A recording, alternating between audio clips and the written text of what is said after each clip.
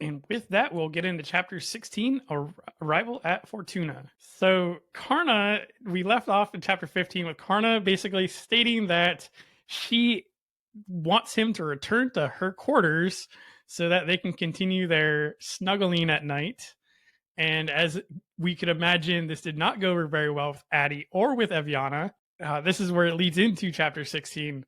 And Karna is basically trying to tear at Volke's morality with the way that she acted and reacted to Volke basically saying that they aren't what they expect everybody thinks they are. And as she's talking to him about this, his spice senses are tingling again, and we're not sure. He's like, I'm not sure if this is my newfound magic or if this is something because of the plague, but he can kind of sense that she's not necessarily lying, but she's being dishonest. I would admit this would be an amazing thing to have for the mass majority, but there would be times where I'd be like, look, I don't want to know the truth. I want you to lie to me, because when I was gonna say, like, do I look fat? And somebody would say no, I'd be like, yeah, I actually don't care.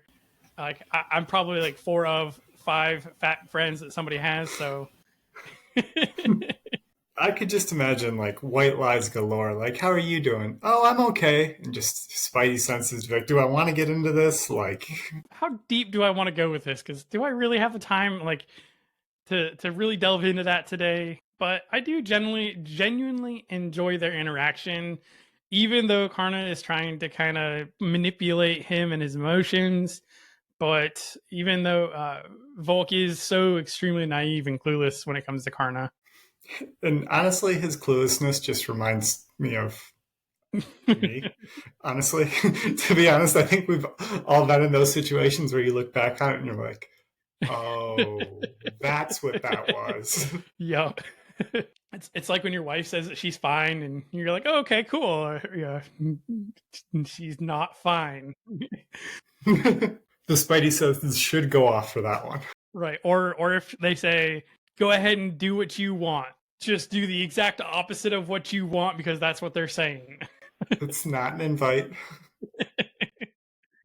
Some of us have ended up in the doghouse and had to the hard way. So they are working their way back to Fortuna. They're on the ship for roughly about a week.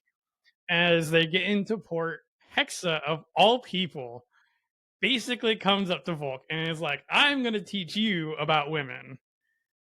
I'm not sure that is going to go very well, just because it's Hexa. Like, she's that tomboy kind of girl. There's a lot of cultural differences that she brings out, especially with the Hydras. Be like, Hydras like it when you're super persistent.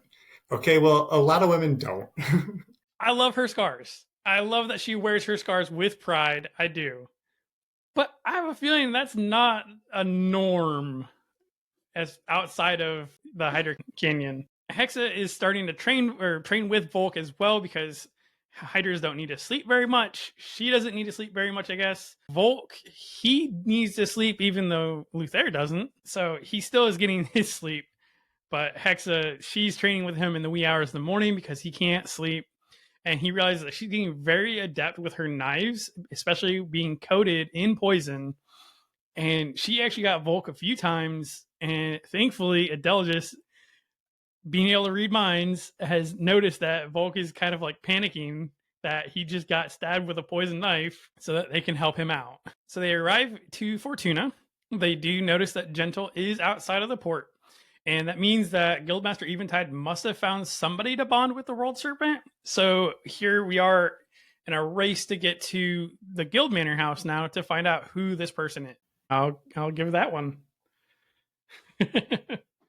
All right. We do want to thank you guys for listening, and we will catch you guys next week. I know that we are getting close to Labyrinth Arcanist. I know Shami said that in the next couple months from this airing. I know she's working on a new book called 6 Words. I believe this is not something that's going to be indie published, but through a publishing house.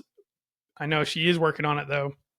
She doesn't have a release date yet, but the cover looks really awesome. It's got a dragon on the front. I love dragons. Love dragons. Like, if you have the name dragon or a picture of a dragon on the book, I'm probably going to read it. It's worth a read. And with that, thank you all, and we'll see you next week. Eric, Scott, and I want to thank everyone for listening today. We post a new episode every Wednesday morning at 11 Eastern, 10 Central, and 8 Pacific Standard Time. We are on all podcasting platforms and are also on YouTube as well for video. After the additional episode airs, we post chapter-by-chapter videos every day in a smaller, easier-to-digest format.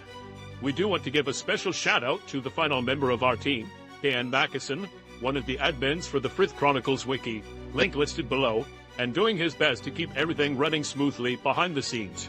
If you want to reach out to us, you can email us at frithguildpod@gmail.com or on Facebook or any other social media by searching for Frith Guild Podcast. Just to remind everybody, we have links to everything in the description below on both the podcast and YouTube.